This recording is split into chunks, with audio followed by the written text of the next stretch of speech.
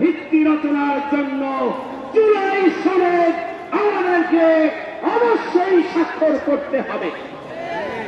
জুলাই সনদে বাংলাদেশ এই রাষ্ট্র প্রতিষ্ঠার ভিত্তি হিসাবে 47 থেকে 71 এবং পরবর্তীতে বিভিন্ন গণতান্ত্রিক আন্দোলনের ধারাবাহিকতায় জুলাই গণঅভ্যুত্থানের যে ঐতিহাসিক আন্দোলন, যে ফ্যাসিবাদী আন্দোলন, সেটাকে সাংবিধানিক এবং আইনগত ভিত্তি দিতে হবে।